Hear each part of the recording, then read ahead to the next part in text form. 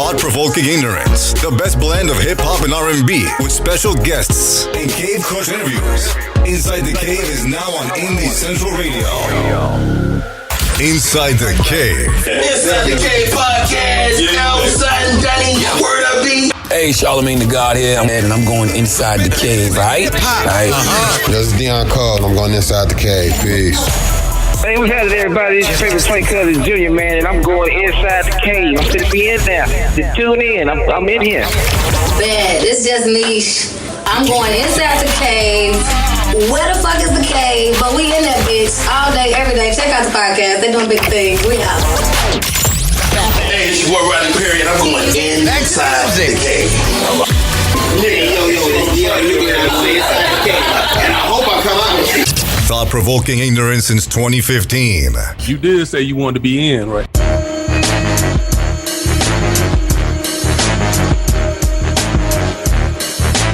Alright, cool. Alright, here we go. Welcome back to Inside the Cave. We are back after a long time. This is the longest hiatus we've ever taken. Usually there's always a best of or something when we gone, but this is the longest hiatus we've ever taken. I got busy, and obviously these guys don't want the responsibility of having the show to themselves.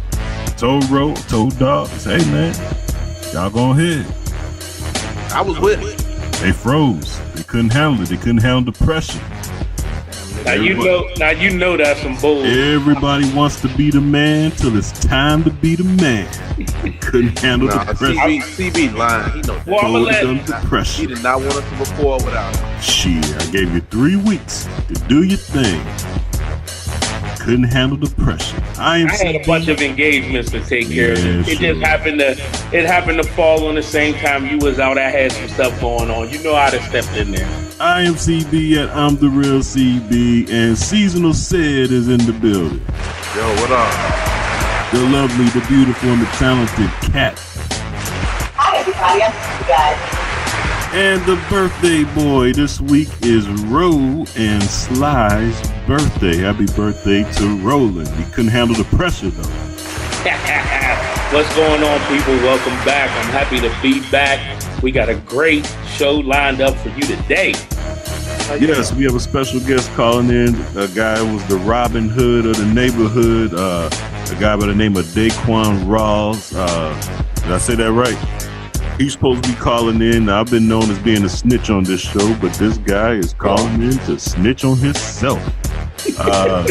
Usually we save the guest for the Cat's Corner, but today's guest is a Cat's Corner, so we don't need to have him for today's Cat's Corner, which is a pretty good one too. So he is a Cat's Corner, a special guest, all in one. Daqwaun Ralls, the Flight Club. I'll let him talk about it, but he's known for doing robberies. And he's calling in to talk about him being a thief and why he was thieving. So be interesting, probably in the second hour for everybody listening on Indie Central Radio. But we got a great show today. How you guys been though? Other than that, I've been fantastic. That's good. What about the rest of the motherfuckers? Well, you know, ups and downs, man. Life. I got kids. My mama's sick. But after all that, man, I'm doing good. I'm in good health. Hit 47 this week. Okay. Yeah, lost a little bit of weight. Eating better. You're vegan now, right? Not all the way. We still eat fish, but my daughter just sent me something. Here's what's funny. My daughter's turning into me. She's sending me all types of conspiracy stuff. She's saying that seafood can give you gout, so we scared of the fish. Damn. Okay, how about you? What you been up to? Doing big things. It's been great. Cool. All right. By the way, Chicago should be coming along pretty soon as probably our best market. You want to know why, Sid? What's that? Because New York, we are up 140 subscribers in New York. I don't know where in New York, but I know it's in New York. And you know how Chicago does. Whatever New York does, Chicago usually dick rides later. So we are popping in New York.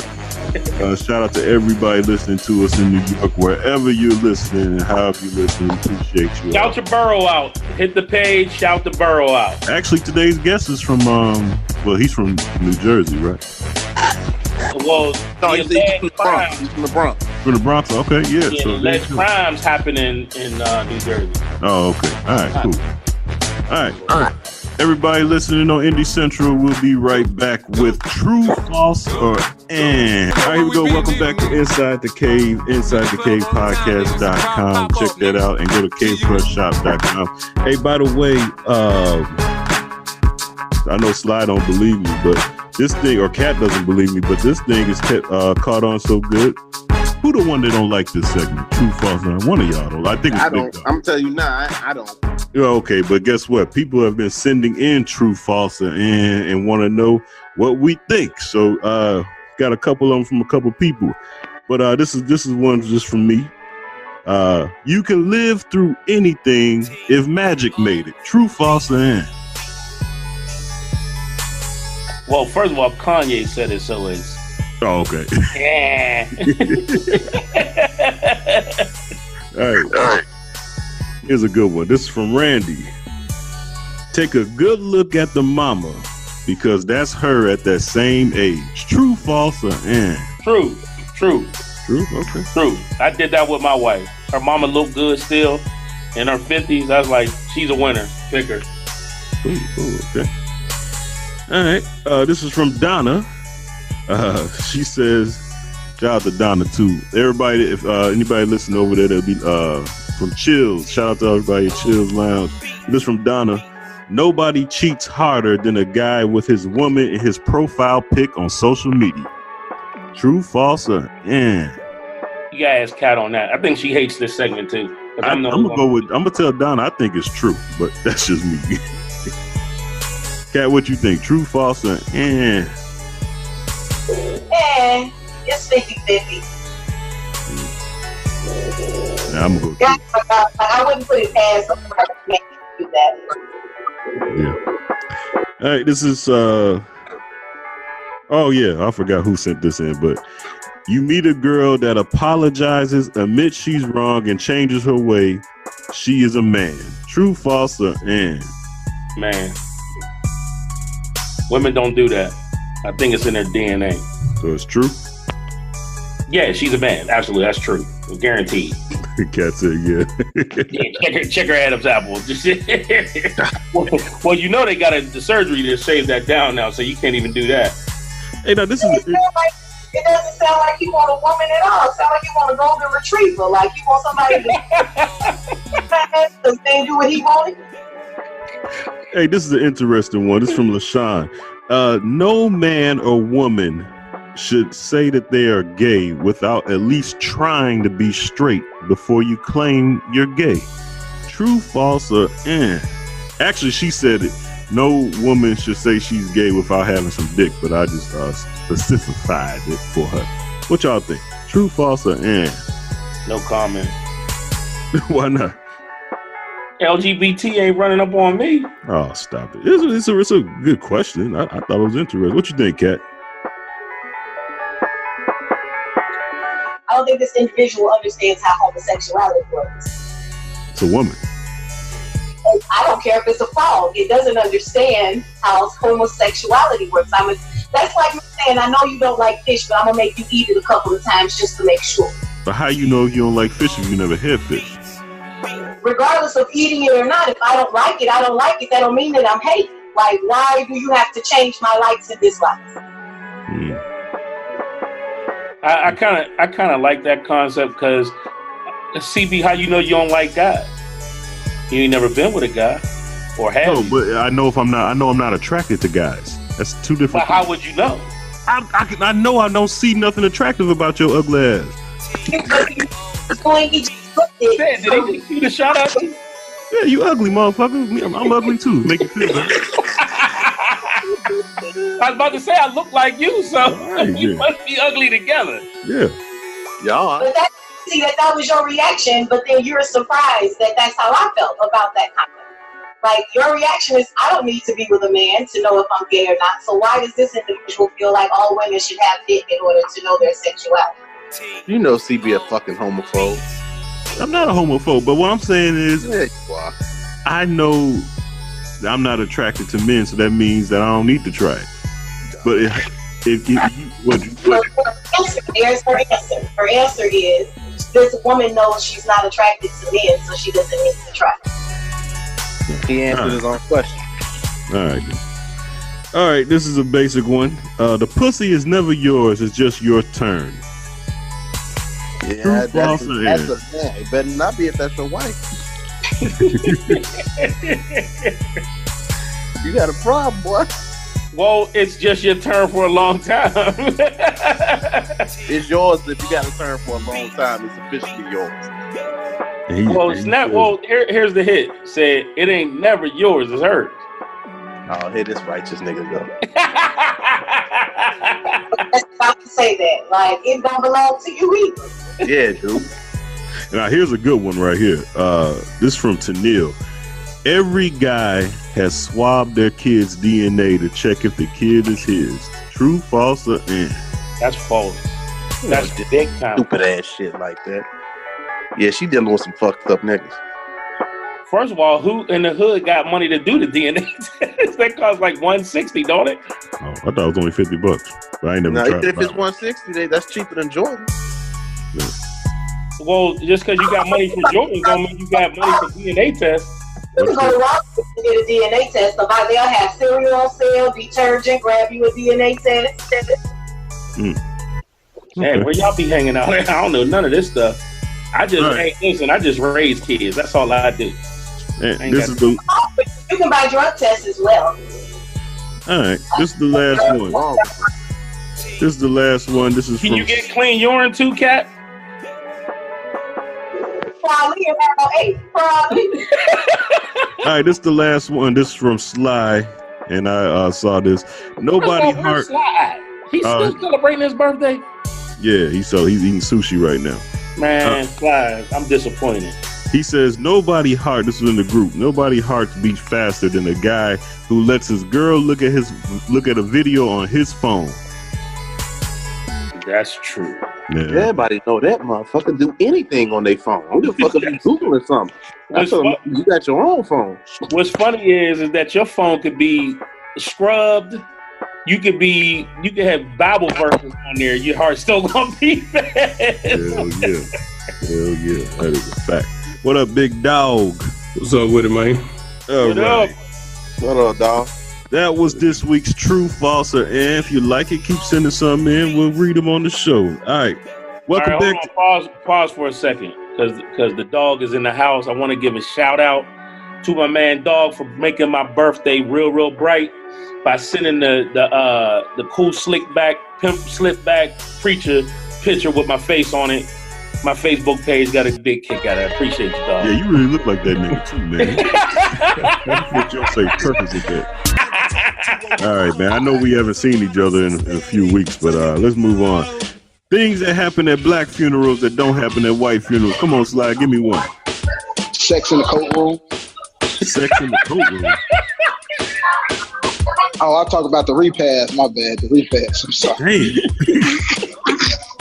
What kind of funerals you going to? I need to go to this kind of funeral. The repast that when they go back to the folks' house. Damn. All right. Mama fall out in the front row, or baby mama jump in the casket. Oh yeah. I just finna say that too, bro. Climbing in the casket, goddamn. It's the dress code. A t-shirt, or you gotta wear blue because his favorite color was blue. You gotta bring a bottle because he likes to drink. We like to push the casket with a nigga. Oh shit, you ain't lying, kid. Hold on, I seen this new one they got now for the black funeral. They stuffed the nigga and put him in a chair. Oh yeah. Where do you see that at? Oh, this on online, bro. I see. Oh, man, I'm done. Yeah, I'm done with this. It had the motherfucking card table, something there, bro. They get a talk table playing poker or some bullshit. Yeah, y'all must see that one too.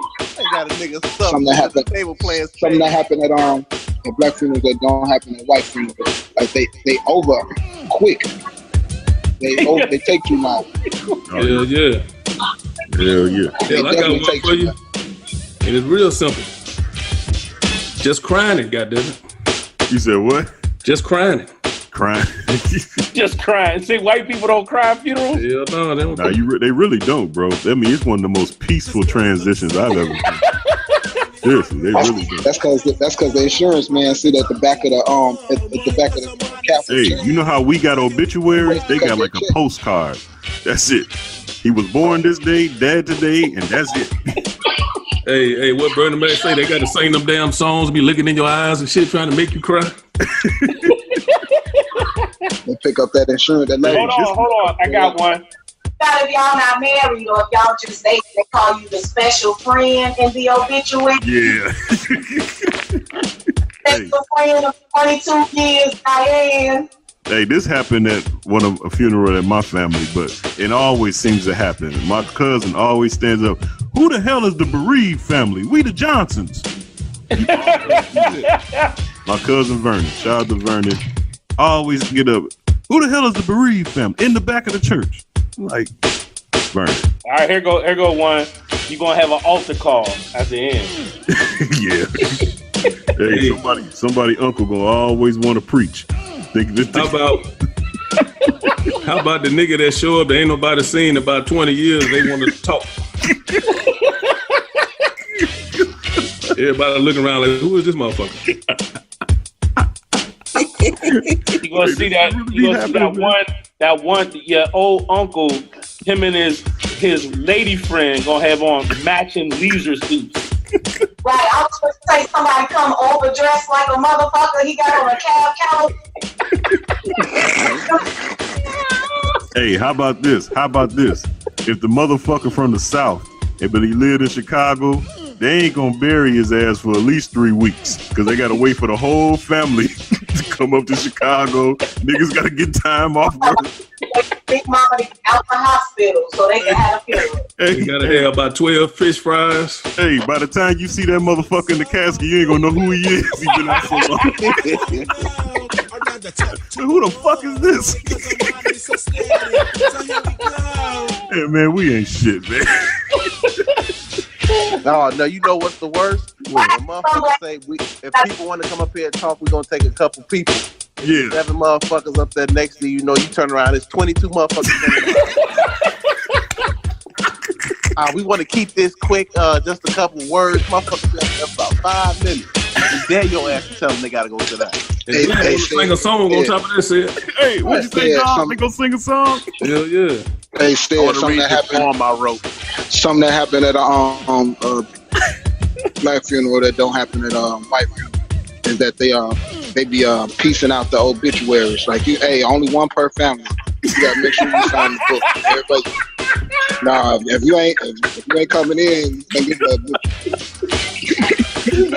or a slide. Or they only got so many in color. They only got 50 in color. We going back to the third. Hey, man, y'all crazy. Man, y'all niggas ain't shit. This funny. Hey, you know another thing? Hey, motherfuckers show up there with a spray painted t-shirt on, Joe. With the motherfucker who's dead, about 4 or 5 motherfuckers with spray painted shirts on. Hey, they gonna come up there and do a dance and shit. They gonna come up there footwork in front of the casket. Yeah. Hold on. We got so ignorant about driving to the cemetery. Why we gotta, number one, take up 15 lights while we drive? God, you ain't lying about that, cat.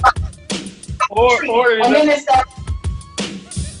that one uncle in that big van want to block the whole street off for everybody every time. Or you're gonna have a fight. You're gonna have a fight after the funeral about who get the ride in the limo.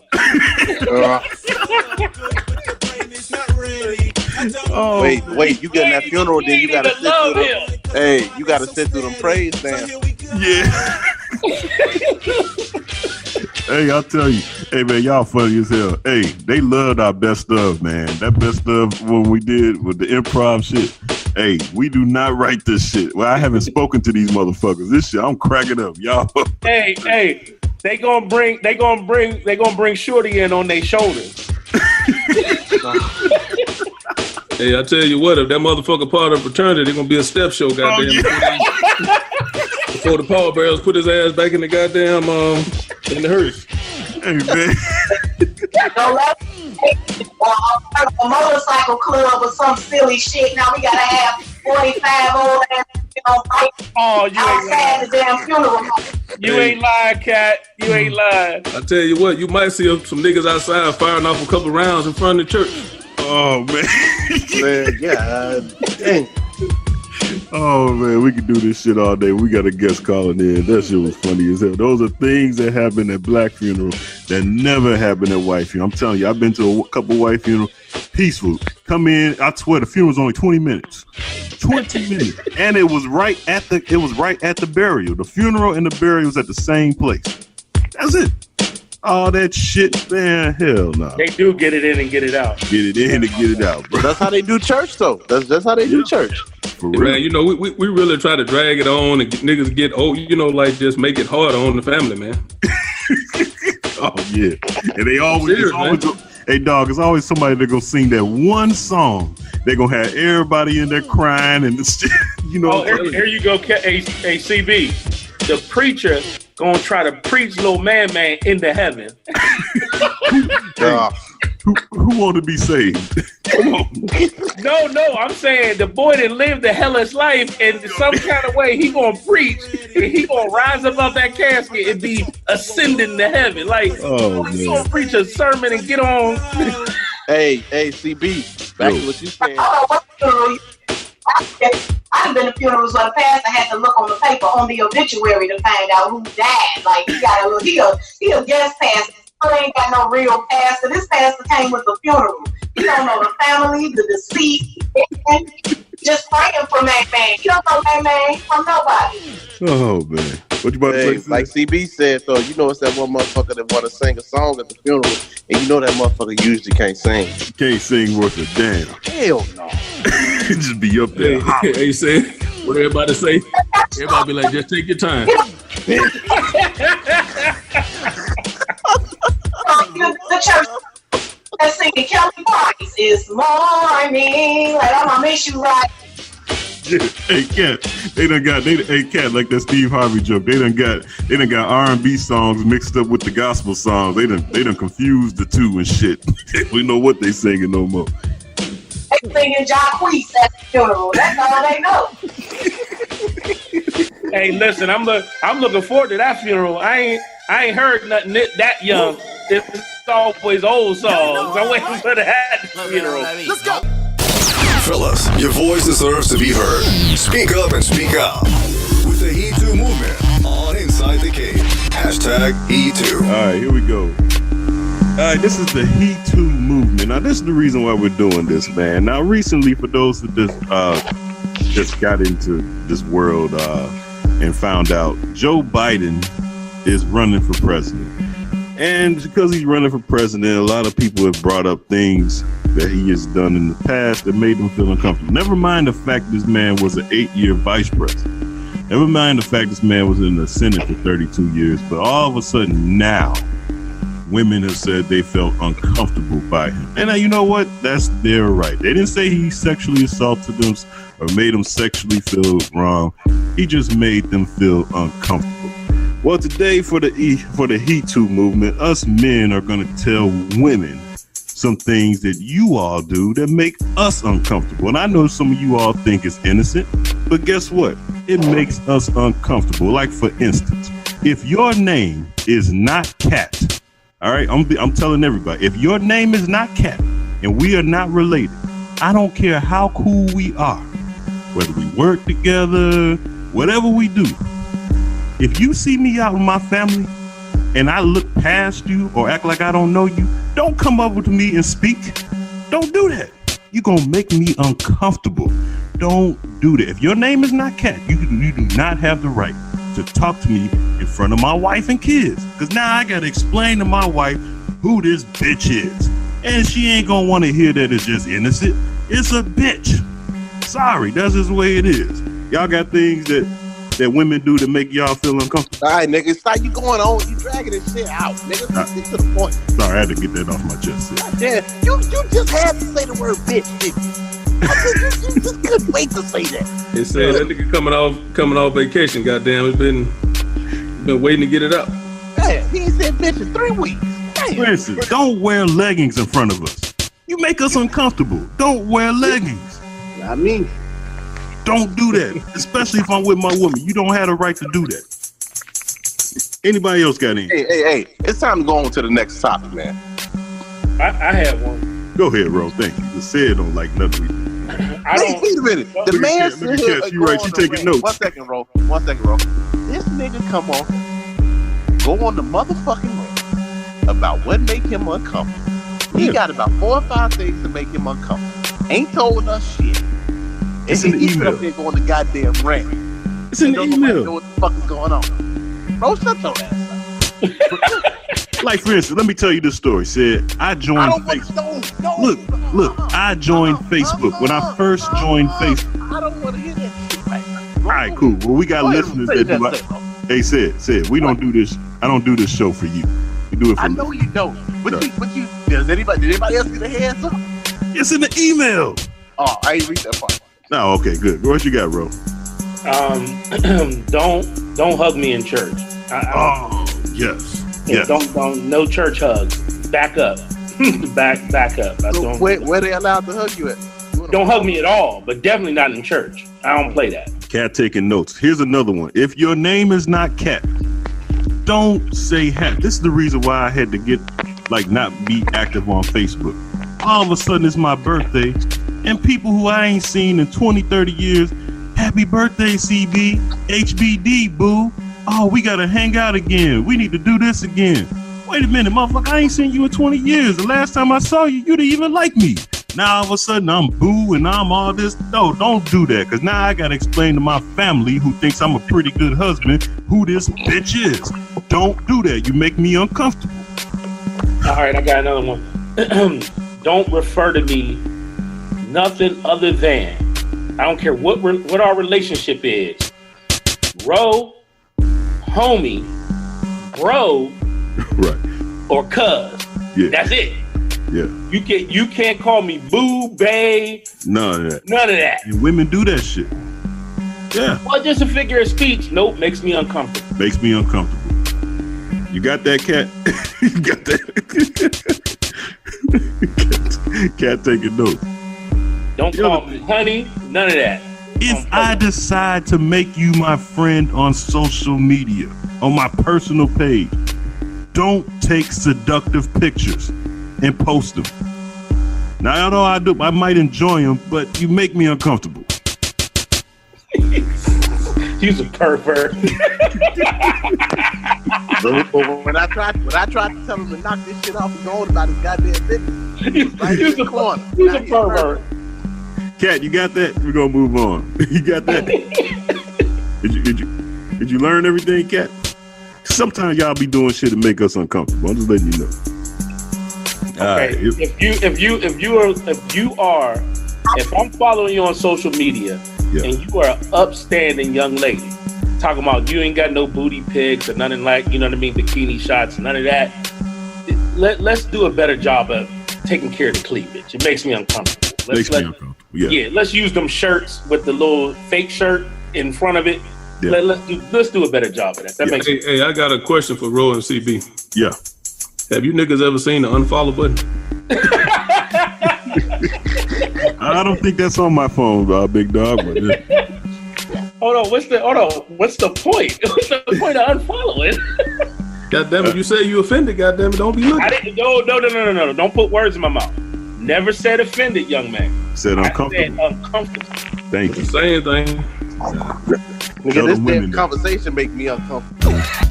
Got a problem? Need some advice? Send your questions and problems to Cat for Cat's Corner on Inside the Cave. All right, here we go. This is Cat's Corner. Don't forget, we got special guest. What's that kid's name? What's the guy's name? Daqwaun Ralls calling in right after this segment. All right, here we go. This is Cat's Corner. You want to participate in Cat's Corner, send it in Inside the Cave Podcast at gmail.com. This is from Sly, and it's not from Sly from Inside the Cave, I promise. My girlfriend doesn't trust me. Let's see why his girlfriend doesn't trust me. Last Saturday at the Cheesecake Factory, my girl and I went to dinner, and she accused me of flirting with the waitress. She was fine. And while we were leaving, a girl who works out at LA Fitness waved at me, and I waved back. She was with a date as well, just like I said. Soon as we got in the car, my girl went completely off on me, asking me, who are all these bitches? Just like I said. See, she said, I've accepted that you are married, but I'm not going to deal with all these other hoes. Sounds like a great guy. I keep telling her she has to trust me and that there isn't anybody else. I know a lot of women, but I used to play ball and I'm very popular. She knew this from the beginning. She threw a real monkey wrench at me later when she said she might be pregnant, but I think she's saying this because she doesn't trust me. How did I get myself in this mess? Because it seems like every woman I meet has trust issues. I keep telling her, don't bring your drama from your past around me because I didn't hurt you. So I just leave her alone and work things out with my wife. Sounds like a great guy. Is this real? Yeah, it's silly. I don't want to involve myself in this. This is foolish.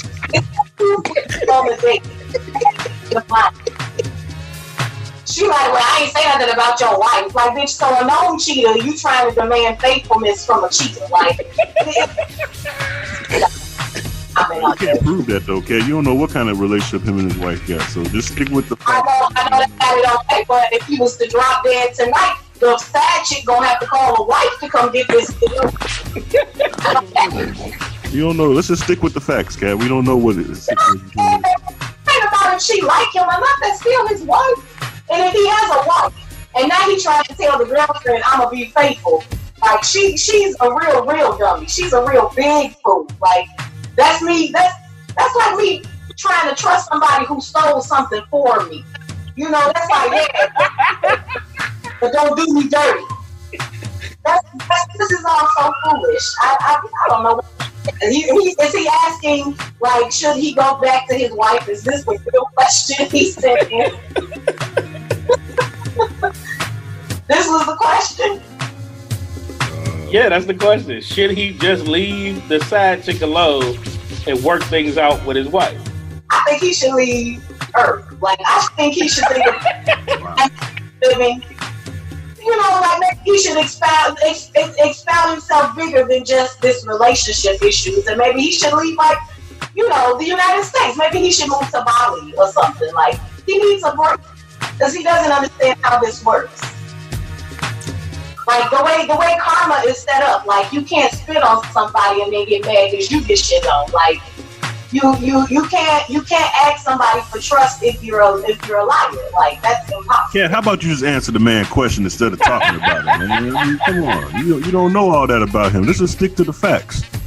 All right. Well, the facts are he should not be dealing with any side chicks, and I'm concerned about his wife. Oh man. You're not helping. You did a real good job a couple weeks ago, but you're not helping this guy. You got anything, girl? Yeah. Are you so interested in him because you wish you were him? Because I think that's every man. I think every man would love to have an argument with their side chick. You know, like I don't think men like arguing with their wives, but I think the drama that comes along with a side chick is like crack to some guys. Like it's bad for your health, but you can't help it. I'm side chick freak, Kat. I don't know what you're doing. Is that the same as having sex without a condom with a $20 hoe? I mean, to me, because the odds are very good. Like at the end of it, that doesn't make any sense. If it don't make money, if it don't make your family prosper, then why are you doing it anyway? First of all, and if you're going to be extra and have a side chick, why is she confused as to her place? Maybe your orientation wasn't very good with her, and you should start back at the basics. But she has to understand that she's not your wife. She's not a woman in your life that can make decisions for you. Yeah, because you're steady blaming him. The problem is her. You know, she don't trust him, and he hasn't given her any reason not to trust her. Well, here we could blame it on her, but at the end of the day, he's inviting the drama. He's asking for it. So let me get this straight. We got a guy that's married that has a side piece, and every female that he meet, he say got trust issues. Yeah. Am I following that correct? Yeah. Yeah, he get kill yourself start over. Well, let's look at it. Let's look at it from a serious perspective, as if we were really trying. Shit, I am serious. No, for real. He's very, very clever, and I think Kat is on to something with these guys who are into this drama. They do this on purpose, right? But it seems like the brother should actually leave his wife alone, because apparently he cannot stop messing with women. And if you're gonna obtain a side chick, right, your game should be tight. I mean, you have to put the side chick in a position that she knows that she's in. Meaning, I'm gonna mess with random women, but you my bottom chick. I got my wife and I got my bottom chick. So basically, he got him a bottle of Henny, and he think he got Blue Label game, but he got Budweiser game. His game is trash. So just leave the wife alone, man, and just do your single thing. Bro, you got that shit all wrong, bro. I was just trying to help. This brother got a side piece and a wife on the side. What it sound like? He said side piece. That's not okay. I buy that. Like I said, he need to leave the wife alone. Because if the wife, you playing with lies. You know what I mean? Like the wife don't know she a side wife. How you know that she don't? That's what I'm saying. Y'all don't know that. Hey, I know one damn thing. What? What type of man have a side chick that he gonna argue with? Thank you. Side chick ain't supposed to bring drama. Nah, y'all getting confused with a side chick and a mistress. Hey, it's all the same. Whoever on the side, goddamn it, I don't know why he explained it to the side piece. I'm in my late 40s. I don't know what these new age side chicks is. So side chick, mistress, whatever you want to call it, the female need to know her position. And one thing is not causing you grief. You supposed to be sliding over her house to watch the game and relax and get your temples rubbed and your feet rubbed and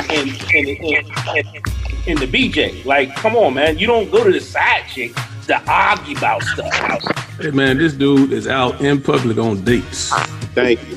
With the side chick. Like, what the fuck? Listen, like you said, why did you argue with a side piece? He got the game all wrong. 15 years, I only explained myself to us. Hey, he deserved all the goddamn headache he get goddamn. The complaint isn't his wife. I hope we have realized the complaint are the other bitches, the auxiliary bitches. She not even mad at his wife. She mad at the women along the way. So it's not just the wife. This dude, man, that's interesting. Hey, Kat, this guy has his own fucking problem. The side piece and the wife ain't the issue. I think I'm with Dawg. Give him a kill yourself and start over. Quick.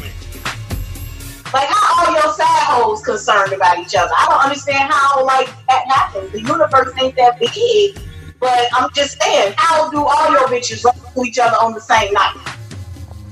At the same restaurant? They live in a small town. It's the projects. That's what it is. It's unfortunate. We gotta. He can kill yourself and start over. Yeah, we gotta. There's gotta be some sort of. You can't write letters in like that. There should be some type of protocol. He out here sound crazy. I don't think he's that bad of a guy. Go figure. Vicariously through ignorance, like Roland was about to touch on, and it's real life. Maybe that'll be our closing thing. Beware of people who need drama. There are a lot of adults out here who equate and associate love with turmoil for some reason. They associate wouldn't do all that if he didn't love me. Like, a lot of people associate drama with a stable relationship. And that is the first sign of an unstable individual. And anybody who puts you in the position of drama It's people you want to avoid. It sounds like you guys are made for each other. If she's all right with your wife and her only complaints are your other side bitches, like maybe y'all made for each other. But you know, you have to maybe check yourself about how do you understand like love and peace. Like I think I'm asking you guys, I guess, like isn't peace something that you want in a relationship? Like I don't understand how you get married and then create turmoil. But I just told you this dude that had not coming from his wife without a condom on. Like that's like they like risky behavior. That's crazy. I don't get it. Yeah, but the turmoil is not coming from his wife. It's coming from his chick. No. It's coming from decision making. It's coming from the choice of it's his choice. I'm sure she's not like stalking him. I'm sure he's taking her out to eat, like Big Dog said, in public. So obviously, you can't prove that. She might have took him out. Either way he went, goddamn. True that. This is 2019. She might have took him out. All I know is that nigga signed up for that shit. Man, say it again. He broke rule number 1. It's like the 10 crack commandments. Like rule number 7. So never take your side piece out. Like, can we wrap that? Like, can we get the top 10 things not to do with the side chick? Never take a picture with your side chick. Take all phones. Make sure the lights is out.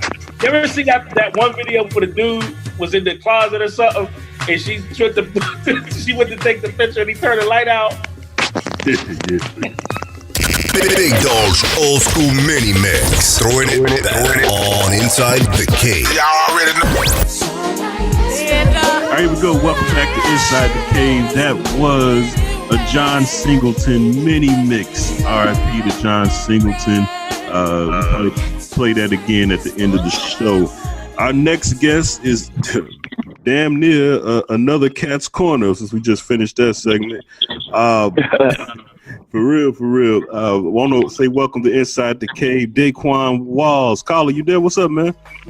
What's going on, y'all? How y'all feeling? How y'all living? How y'all breathing? What's going on, man? All right. You call yourself the Robinhood of the sneaker goods. Yeah, that was the moniker that was doing me. So, well, Goat Killer was mainly the one doing me. The Robinhood of sneaker goods sounded a little bit better from my end, so I said, let me roll with that one. Smart move. Hey, so man, what the hell did you do, man? What's going on? Because the article I read about you, I'm wondering how the hell you even calling into this show. So what the hell's going on? Well, look, it's always good to know that you have your first offense and you was able to get away scot-free. So that's the situation I'm in. The fact that I'm not a career criminal is the reason why I'm able to talk to y'all now. Without hearing a collect message that's recorded beforehand. So, yeah. Hey, because Riker Island ain't no hoe, man. So I'm glad you ain't calling. Nigga, you ain't never been to Rikers Island. Nah, but I've seen documentaries. There's plenty of stories behind New York's boldest walls over there in Rikers Island. Trust me. I have a lot of friends in there, so I know. Man. So what's up, man? What happened, man? Yeah, I just committed a little deed that's illegal in New York and New Jersey. If you want to minimize it down to that, but when it comes down to it, I'll say this: it was an act of valor, but it was a criminal activity. I did rob Goat and Flight Club's warehouse. Why? Well, the why aspect is not because I was an ex-employee that was, out for blood or upset that I was fired. It was me saying, look, I don't like how the structure of the sneaker retail system or resale system is structured now. So I found the opportunity for me to, I guess, send a message to an extent. It was irrational and it was morally and ethically stupid on my end, especially for me to have a clean record. But I just said, you know what? I woke up one Friday in October and I said, I'm going to go do this. And once I do this, I have to take accountability for the repercussions and circumstances that may come negatively towards me. But as long as my intention is good, which it was, to break bread around with people that can't afford these sneakers at these prices, then I'll be the one to take the bullet for it. So that's what I did. Hey, bro, hold on, CB. For people, we got a lot of listeners in a lot of different areas, in some rural areas. Everybody ain't from the NYC. So can you break down what GOAT and Flight Club is and how that system is structured? Well, GOAT and Flight Club, Flight Club was a private-owned resale company. It started out, I think 2009 to 2010. So it's been around for a while. And GOAT recently, which is an online resale consigning company, recently bought out Flight Club last March. So I was a Flight Club employee. I worked in the store, and then a part of the merger, Flight Club went under the GOAT umbrella. So a part of that, I found the opportunity to move up in the company with us moving our inventory into the GOAT warehouse.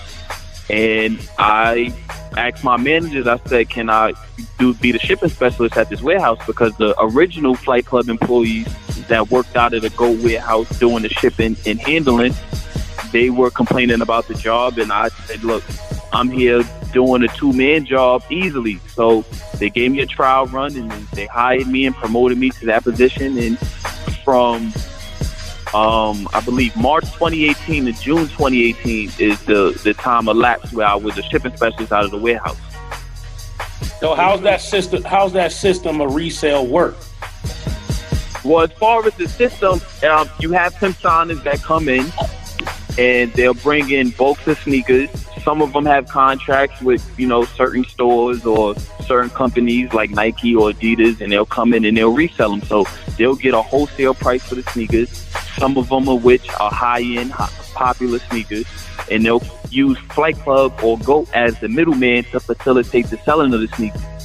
And how that setup is, they'll set a price, and Flight Club and GOAT would, try to find a price that's reasonable to where they'll make their money, their split, and the customer can get their split. Now, when you first, because I'm familiar with it, I keep sneakers, and so I just sold a ton of shit. I use StockX a lot. It sounds like you said at the top, though, just a few minutes ago, that they got relationships directly with Nike. So what you saying, Nike will sell directly to Flight Club or GOAT? No, they'll sell to consigners, like people that'll come in that'll bring their sneakers to Flight Club and GOAT.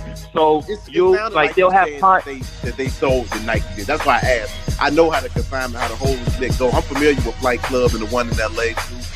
And, but I just want to ask that question because it sounds like that's what you said. No, it's not. Like Flight Club and GOAT, they'll have contracts with Nike and Adidas for like sneakers that are not as popular, that would maintain that resale. But, Flight Club and GOAT will raise the prices on these sneakers. Like, say, for instance, a pair of Adidas campuses. Adidas will probably sell it to them for a wholesale price just to get it off quicker because they have a surplus of pairs of Adidas campuses. And Flight Club will sell them. They'll add a little bit more on top of the price, or they'll keep it at retail just to facilitate it. So Flight Club is basically the facilitating hub of selling sneakers, same as GOAT. So just to keep the flow of business and getting the sneakers out cleanly. So it's like the middleman. Like it's the drug game, really. Right. You go to the plug, you go get the work, and then you as the middleman, you get your workers, and then you distribute your work. You'll chop it down and distribute your work, and then you'll flip the money. So that will flip the work, and you'll get your money. So that's basically what it is now. So in this circle, the shoe store isn't involved in this at all. In regards to what I did, or in regards to how the structure is? The structure. This particular structure that you was involved in, the local Foot Locker, or say I own a shoe store, I don't deal with GOAT or Flight Club. No, not if. I'll give you an example. I'll give you an example from a regular customer standpoint that just goes out to, general releases at Foot Locker and Foot Action or Jimmy Jazz. They'll go and buy multiple pair of high-end sneakers from Foot Locker, Foot Action, and Jimmy Jazz. They'll get a bulk pair, and then they'll go to Flight Club or GOAT and sell them through there and resell it at, astronomical prices.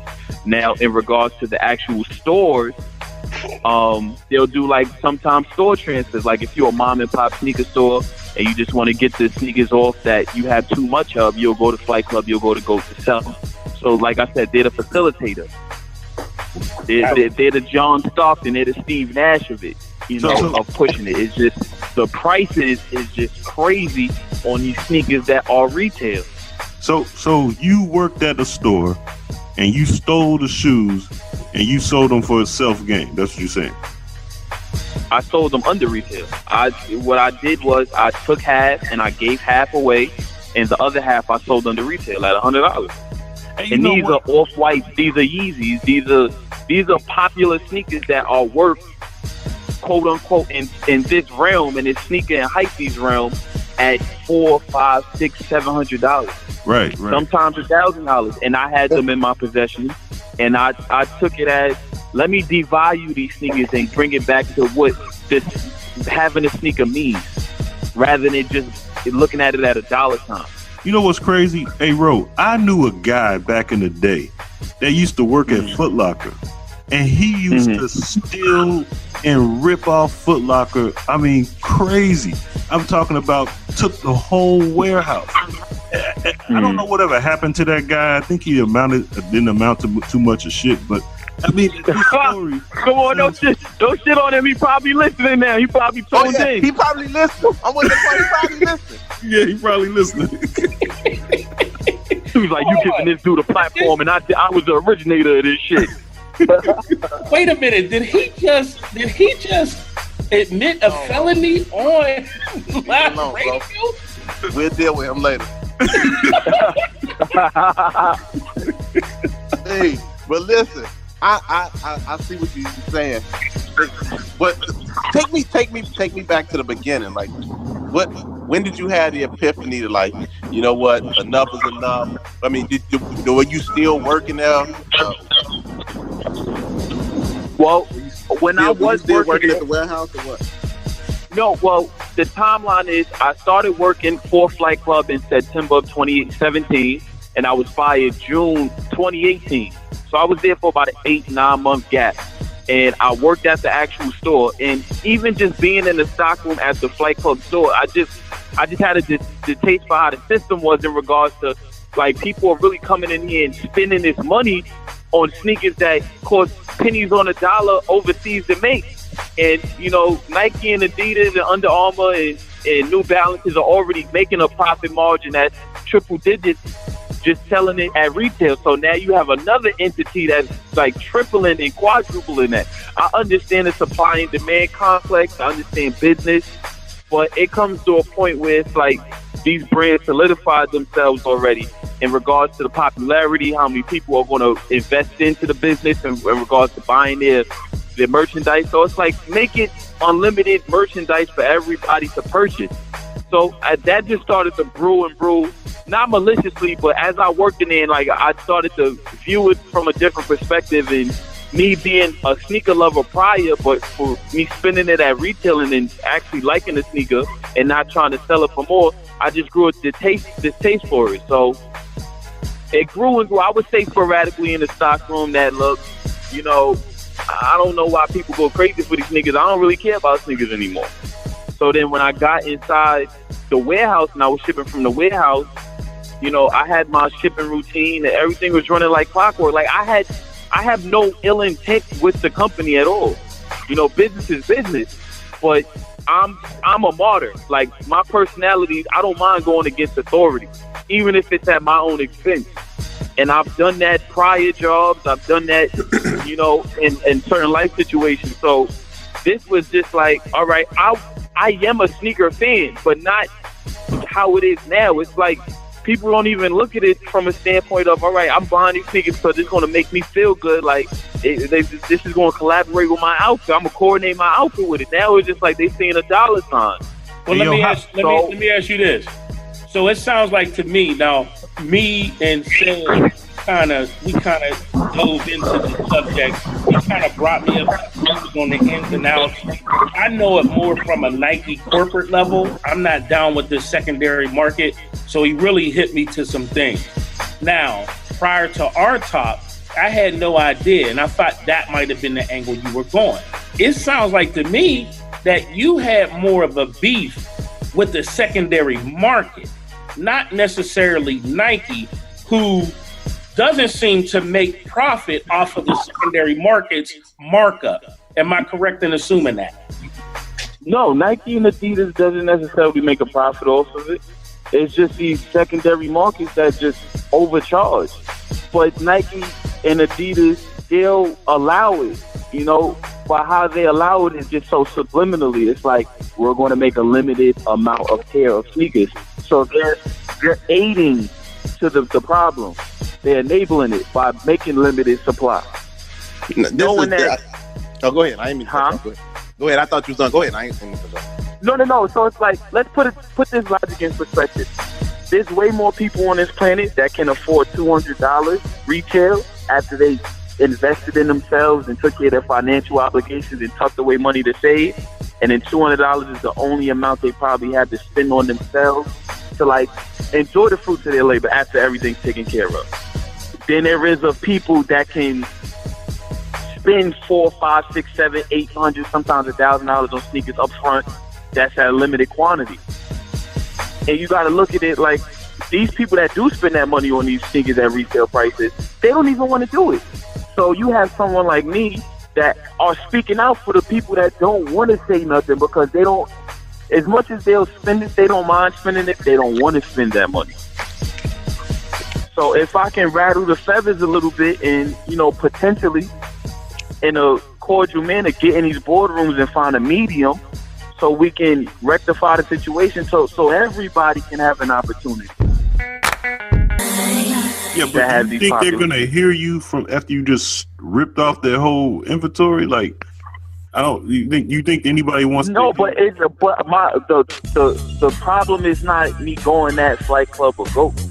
They were just, I guess, collateral damage. Opportunity for me. Yeah, they was the damage for me. Like for me to go at them the way I did to you know get the message across. I could have took the long route and just, you know, probably get more information in, you know, the sneaker realm and rub shoulders with people that actually have positions that I can talk to.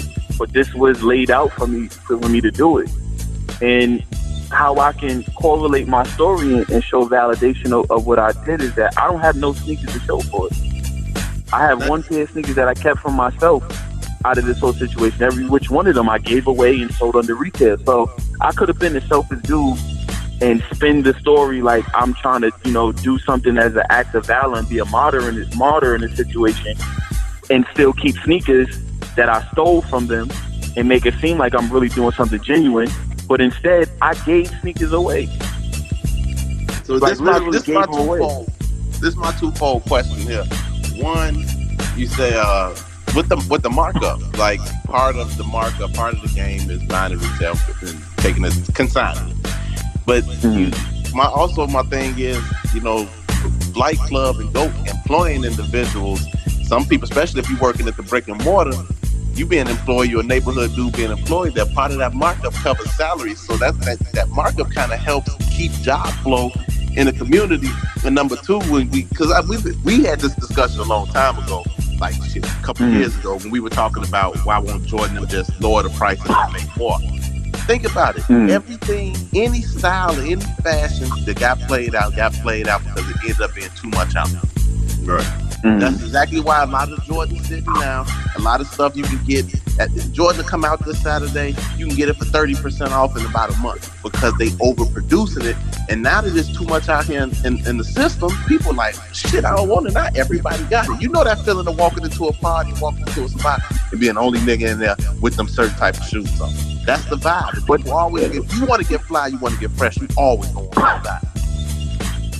True. But there's nothing wrong of having the same of what everybody else has on, because everybody has their own individual style. Now, getting back to the two-part question you said, yeah, it pays a part of the salary. So then I'll put this in perspective. If you are going to mark up these prices, create a plan in which if I am going to pay this, can I have some type of investment, or like with a part of the pricing that I'm paying, can I take out some stock in the company that's supplying this sneaker?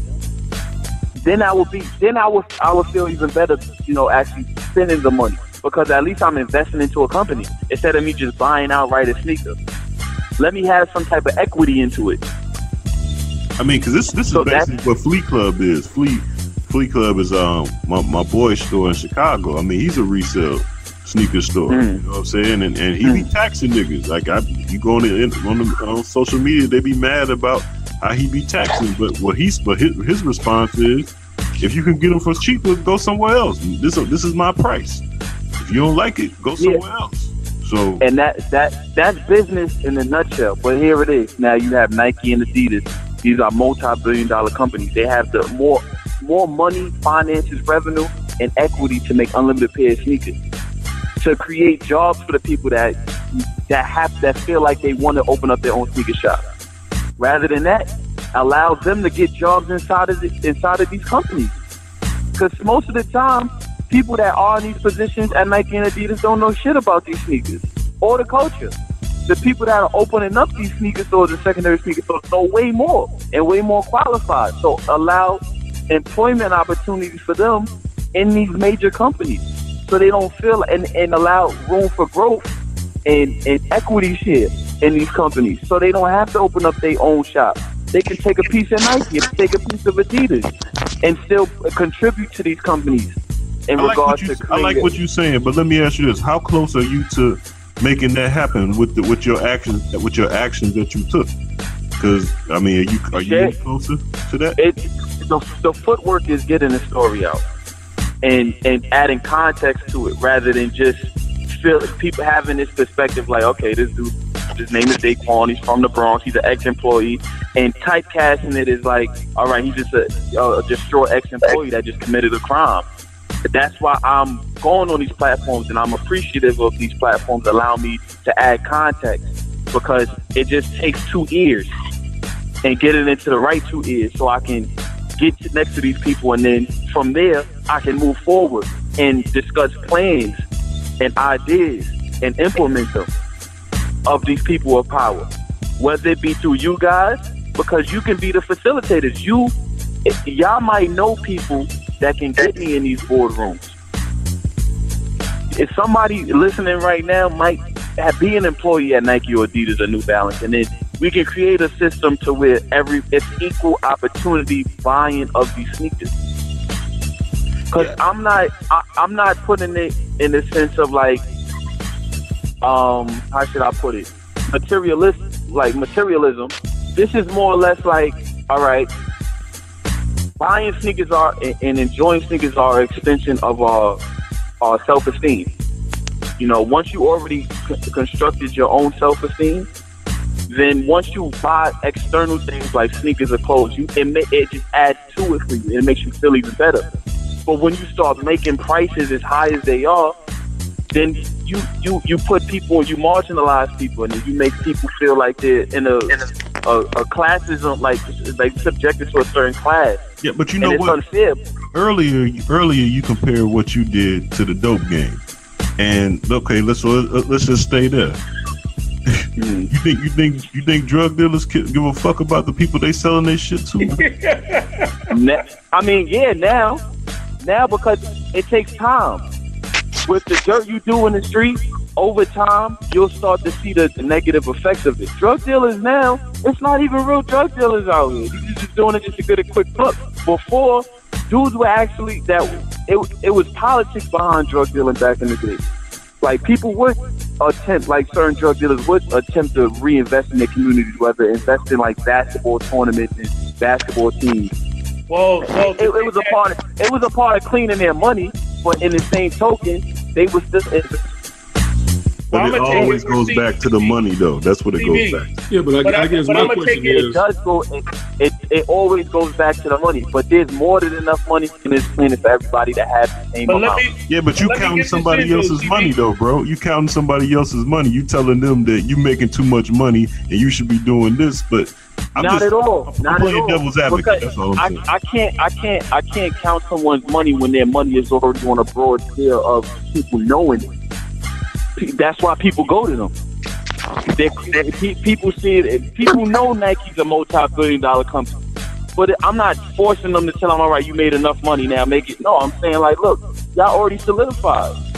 Like, well, how much more money y'all want? How much more power y'all want? Yeah, and it helps them. Because The objective is to have more people wear your brand. So if there's 7 billion people on this planet and you have the opportunity to have 7 billion people wear your shit and they can afford it, then it's a win-win situation for everybody. Go ahead, dog. What exactly are you trying to accomplish? I guess is what I'm asking. Hello? Yeah. You hear us? What exactly are you trying to accomplish? What'd you say? What exactly are you trying to accomplish? Bring everything back to retail and bring everything back to where when you see a fire sneaker in the store, like how we used to back in the day, and if you didn't have the money right then and there, you know that sneaker is going to be there next week on the shelf for you.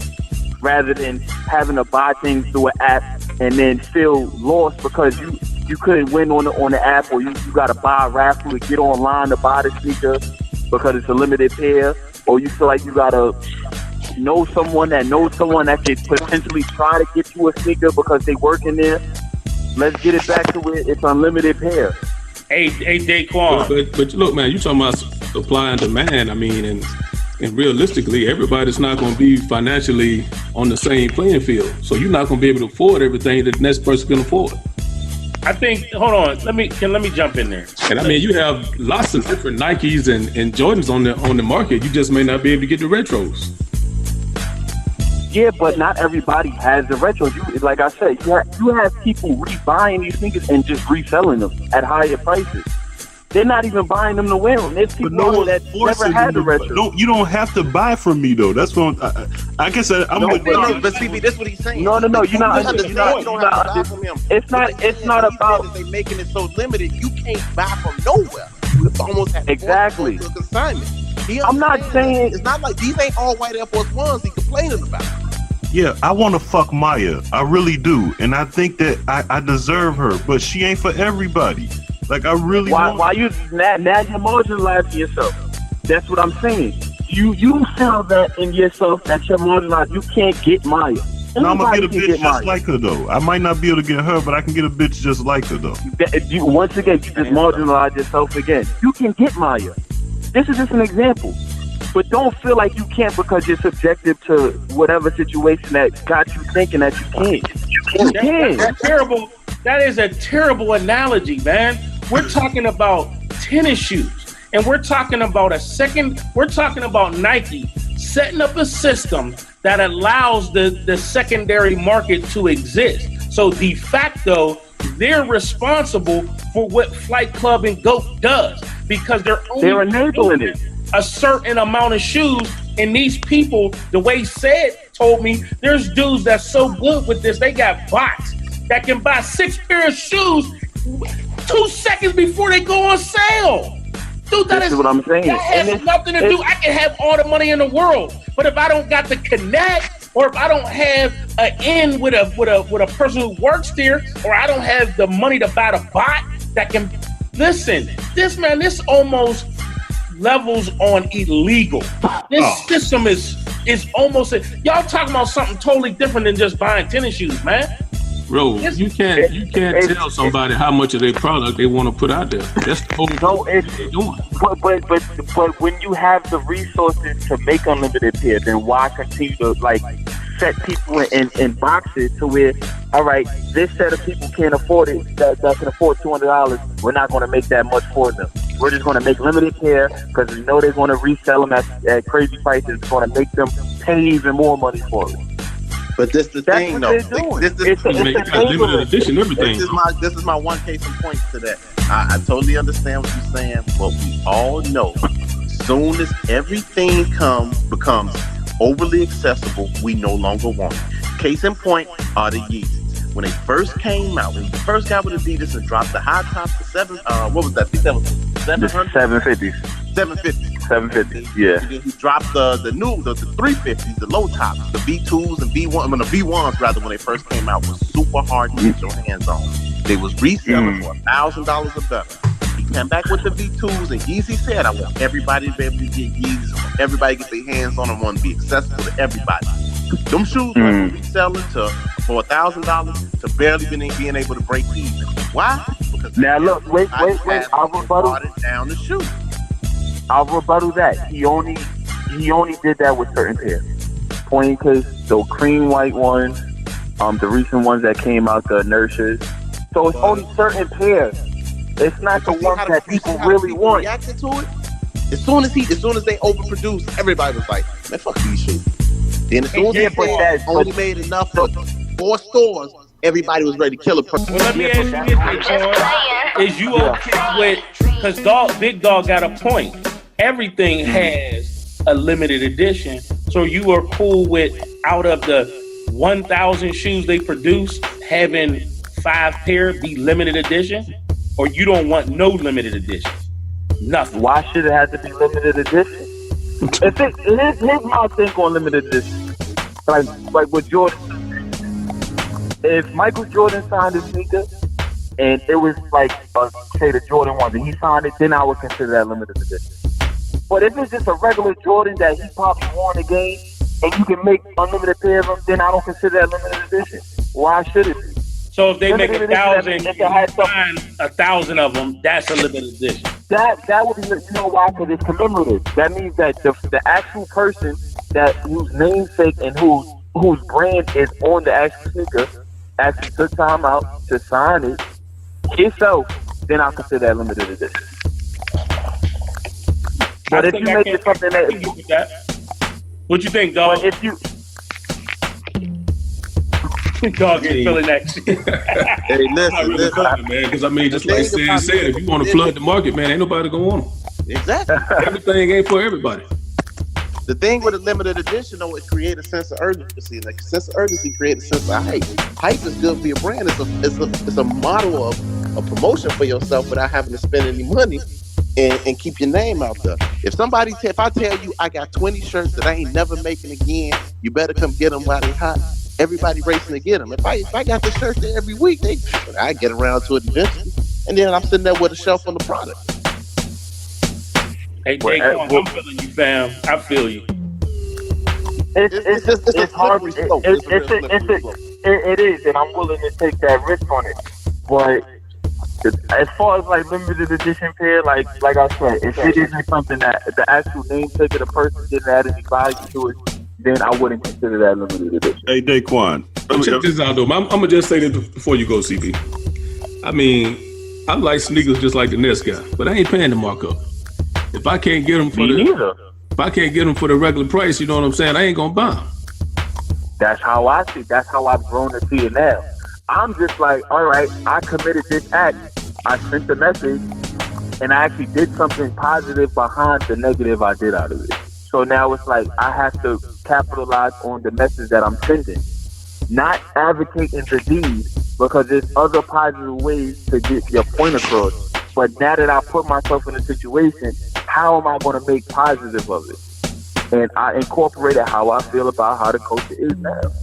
This culture was... Yeah, go ahead. I just,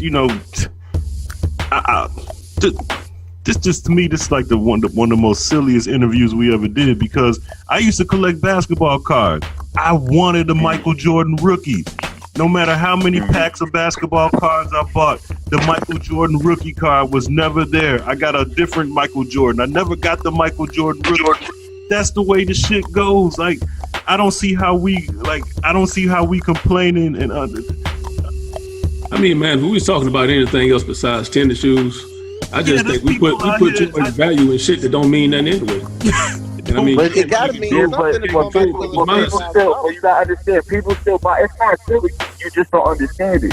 So a part of not understanding my point of view is automatically adjusting it to like, all right, it's a silly interview. That's fine. I'm willing to take that L. A lot of people think what I did is silly. A lot of people think that what I'm trying to convey, the message I'm trying to send out, is silly. It's cool. I'll take that as collateral damage. But I'm still going to get my point across regardless. I'm going to move the dial regardless. This is my question. I know you said you're willing to take this, for the greater good of your point. I mean, but still not going to stop. I mean, I understand what you're saying about trying to give people the opportunity to have something that they might personally value. I mean, but is it ultimately worth it? What if you got it now? I know I don't wish no bad or nothing. What if they gave you 40 years for this. Exactly. In the name of that. And you know what I'm saying? And with a couple different ways that, number one, there's a couple different ways we might have could have went about, spreading the word. And number two, at the end of the day, the game don't stop. At all. But the fact that I did it, this is I can't go off hypothetical. I didn't. I'm free. So now that I'm free, am I going to use this as a way to make positive of it? Then I'm going to do it. Okay. If I would have had to do jail time, when I get out, the message is still going to be sent across. It would have been a little bit seasoned because I've been away, but I still would have got my point across regardless. I think it's totally unfair. I've been on my Instagram, Inside the Cave Instagram page has been up long before the Cleves Report Instagram page, and for some reason he gets 13, 14, 15,000 followers, and I don't understand that. That's not fair. Come on. I have my own theory on social media. Social media is an algorithm. That's why you have to do certain things. You have to post certain things. You got to post at certain times. You got to put the right hashtag. It sounds like waiting in line for a sneaker. That's what it sounds like. My point exactly. I can post the same picture you post, right? And you probably get more likes than me, or I probably get more likes than you. But it's the same picture at the end of the day, and that's what I'm going with. It's the same sneaker. Why do I have to add certain things to it to mark up the price to it to make it at that price? It's the same sneaker. So why everybody can't get 1,000 likes? It's the same picture. The baddest bitch on the planet could post a picture of her dirty ass gout toe. I can take a picture of my dirty ass gout toe. She's gonna get more likes than me. It's the same foot and the same gout.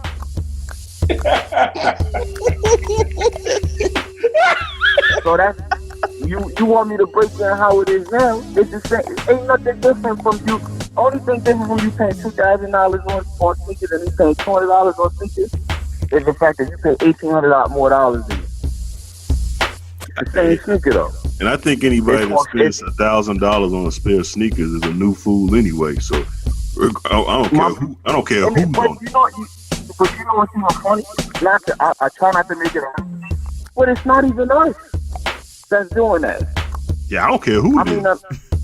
No, but I'm saying, I'm talking about, of all of all ethnicity, from the Hispanic to the African American community. It don't even be us most of the time.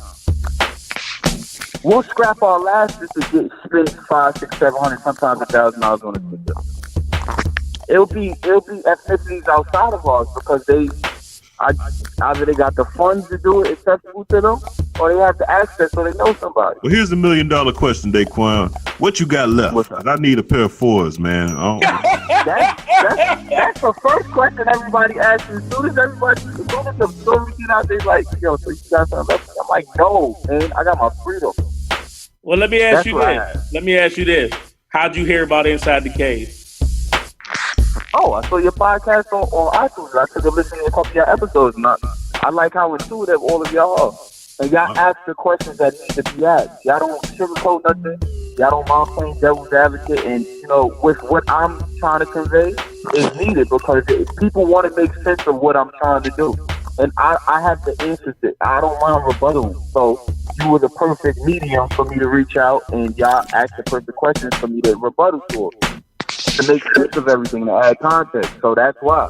My man, I appreciate that, brother. Hey, how can we help? Real talk. How can we help you, bro? Me, and if I can, all I need is opportunity to get in the boardroom. I'm not asking for any handouts or anything. I'll do it on my own if I have to. But if y'all know anybody, and it's not maliciously, it's not with anger, it's not with aggression, I know how to conduct myself, I know how to intellectualize myself. But if y'all have the right person that are directly affiliated with these companies, and we can find a medium and I can get in these boardrooms and express a plan, my plan, and how it can be mapped out so everybody wins, because that's what it's about. Then if y'all can do that and facilitate it, then I would be appreciative of it. Because a part of my journey in doing this is making sure the platforms that allow me to get on to express and share my story benefit from it just as much as everybody benefits from it. We know Ike. Ike works, he like top dog at Nike. You think? Yeah, I ain't seen him down there in a while, but yeah, I know he a plug. Hey, you think he'll want to hear from Daqwaun? He might. You never know. You can do his ass. Okay, cool.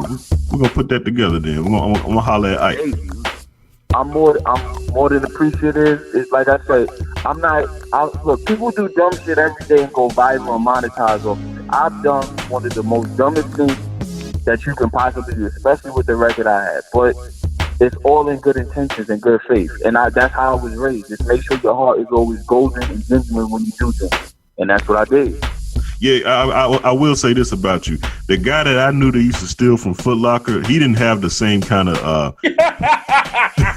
he didn't have the same kind of positive plan that you had. I don't know. I don't even know what he was stealing for. Actually, I don't even know what even happened to that guy. Whatever happened to him? Because it probably was easy to steal at Foot Locker. That's why the boxes is laying around. So I mean, yeah, it was a lot. Well, okay. How did you know this guy? I mean, did he ever take care of you? He ever hook you up? You know what? I'd rather not say. Yeah. That's a no for 500, Alex.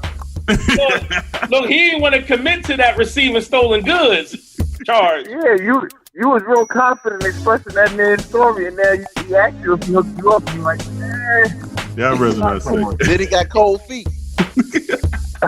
Literally. Pun intended. I know one thing mine can't stand. It's the ungrateful. Hey! What's the most you ever stolen out at Foot Locker? Oh, not Foot Locker, but at Flight Club at one time? I can't discuss that because of legal ramifications. We're going to go with $52,000 of worth of sneakers that I've taken, documented. But I will say this. I'll say this. The 3 times that I went and I got away successfully, everybody around me, friends, family, loved ones, was breaking off evenly. I will say that. Yeah, you was way better than that guy I knew. Whatever happened to that guy? So you can shit on him now? Be like, yo, we just had a death on there. That game taken away. And you could give me a pair of Air Force One? Hi, man.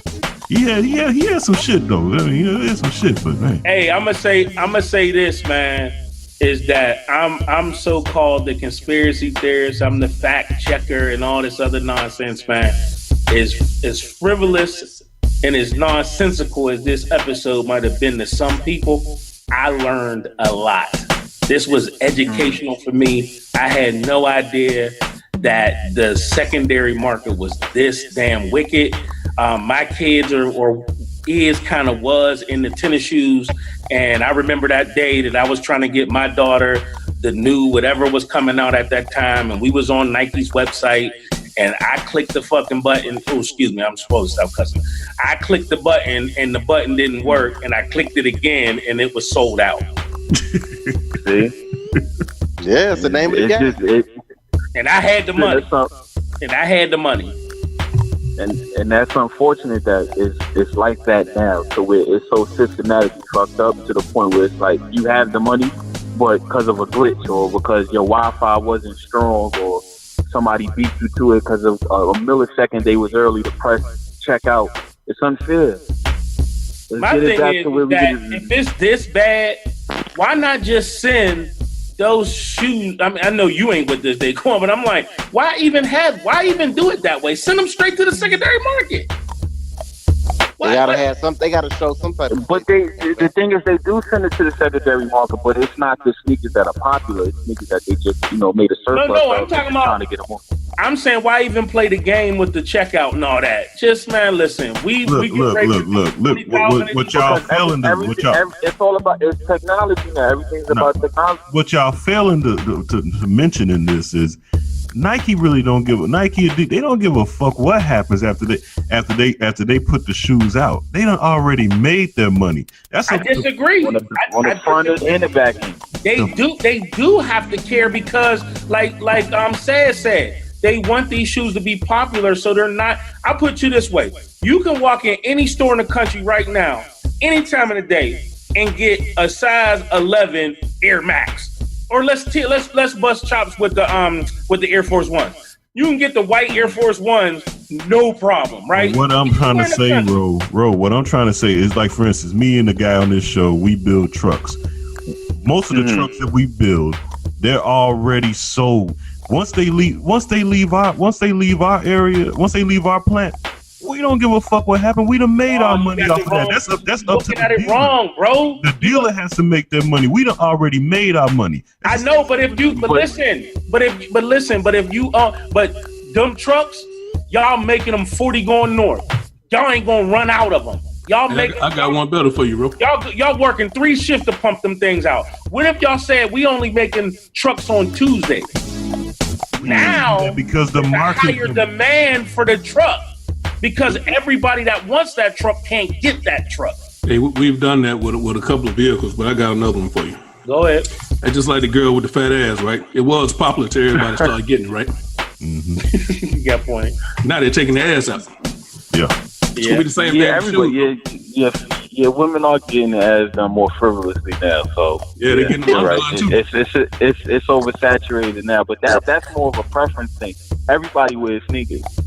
Everybody don't like fat asses. This is a different analogy. Everybody don't like. Everybody wears sneakers. Y'all killing me with this woman analogy, man. There's only one woman. Like, stop it. That's just not the right analogy. Hey man, you from New York, man? How you felt about Cameron and Jay-Z reuniting another week?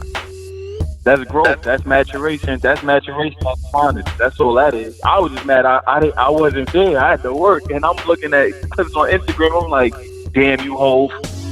I'm like, look at Hov want to be grown and shit and bring out Cameron without me in the building. Yo, how far that place is from you? What's the name of that arena where they did that at? Webster Hall. It's in the city. It's actually near the village downtown, like closer towards 18th Street.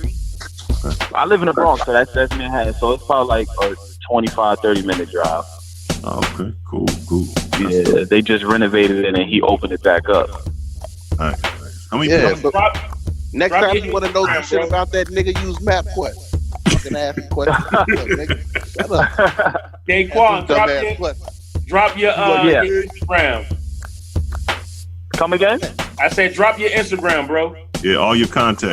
People can get in touch with you. My contact is Daqwaun. That's DAQWAUN_. So that's DAQWAUN_. Y'all can hit me up on Instagram, hit me in the DM. I have my email prompted up. You can click and email me or text me. I'm always open for dialogue. I'm not bougie. I'm not Hollywood. I'm just a regular dude that's honest and my own truth. And I'm willing to talk to the people and I'm for the people. That's just how I am. No doubt.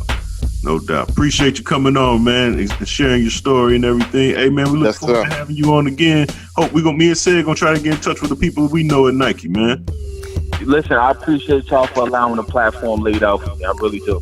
You know, y'all didn't have to do it. Y'all could have just chalked this one up as another silly dude doing some dumb shit, but I appreciate y'all allowing me to add some context. Trust me, your ass was hobo so the cutting room floor. I tell you what, I don't think that you're silly. I just think like I'm with Sid, like you could have almost threw your life away over some sneakers. That was my whole thing. Like, but it's a broader picture. This can lead to a lot of. It's not just only sneakers. It's just you gotta fight. You gotta find your battle in order for you to win the war. So if I can fight 4 small little battles so I can win the war, then I'm willing to do that. Because it's broader than just sneakers. It's way broader than that. You know, it goes down to just classes and marginalizing just people in general. Oh, one last question. How old are you? 26. Ah, okay. That kind of explains. Yeah, I'm pushing. Yeah. What you mean that explains it? Right. Don't feel bad. Don't feel bad. CB in his 30s, he still wears sneakers and hats to the club. So don't. He do. Listen, to each his own. Birthday, Jordan. To each his own. Amen. What if he wearing them baggy pants? What if he wearing like super baggy pants? Listen, he look like like sticky fingers from Honda. Listen, man, if you in 2019 looking like 02 Dipset, then I don't know. That ain't me, man. Shut up, man. I'll put you this way. Like you just said, bro, like you just said, to each his own. But when it requires for you to dress a certain way, you don't come the other way. That's all I'm saying. Nah, you ain't supposed to still be wearing 4X Averex. Nah, listen. He dressed like old dirty bastard. Or a size 42 on UPG. Yeah, this nigga got the Davucci leather on with the fur on. That's your cousin, not me. He got bubble. Hey, he got that fresh bubble coat. He got the bubble coat on. Lie. Nah, man. Fashion is within, man. How you dress is just an expression of your inner fashion, inner style. That's all that is, man. Would you still wear Sean John? Yeah, of course. You see they suits? I'm talking about like these hoodies and jeans and stuff. Yeah, if it fits the right way, yeah. Not the baggy ones, like if it fits my body type, yeah, for sure. I don't discriminate. How about that fresh Kmart FUBU? Hell no. FUBU, I mean, if it's good for my, orthopedic purposes, then sure. I'm kind of flat-footed, I just get a better posture. When I go, run some food at the court, I can throw some FUBU on. Last one. What about them Birdmans? Them lugs? Oh, come on, bro. Listen, man. Listen, New York snow is no joke, man. And you need some snow stompers. So that's what the Tim's for. Hey, you out here showing out now. You know damn well you have some Tim's on. My Tim's is under my bed. Okay, that's what I know. Not them Birdmans though. Listen, man, I don't see no Birdmans in the store. I just agree. Now you're opening up another can of worms, man. I need to take Birdman to court for not making enough luck for people. No, he made too many. No, we don't want that. No, don't do that. Fight the right battle. Fight the right battle so you can win the right war. Listen, man, if Birdman collab with Nike on some Nike Birdman boots, I'm pretty sure y'all be the first ones online in the winner for them. Shit, no. If Birdman, I thought they got the same designer. I know that. No. Well, there you go, dude. Birdman, this motherfucker crazy. Rose is stupid. The Birdman. They suede, yeah, but you can't lie. Birdman suede on his boots don't really mess up like Timberland boots though. So I give him that. Man, Rick Ross said that on the water repellent. Real. The man watch wasn't even real. That's what Rick Ross said. No, but I'm gonna stick to my battle. I'm not gonna go to any outside parties. Good job. Focus on this battle first. Good decision. I had to make a good executive decisions by my counterparts on the radio with me. Y'all seeing me right. Yo, Daqwaun, make sure you tell everybody check this out. We're gonna have this on our independent radio show Friday, and then the podcast will be out Monday morning. Listen, Inside the Cave. Check it out, support, follow, listen in, gain the knowledge, and just be able to keep your ears in tune and your mind open when you listen to these fellas, man. Inside the Cave, I appreciate y'all for having me on here. I really do. No doubt, bro. No doubt. We'll be in touch with you, man. And we'll send you the link to check it out Friday and Monday. Indubitably, I appreciate y'all, fellas. Y'all have a wonderful night, man, and I'm going to keep fighting.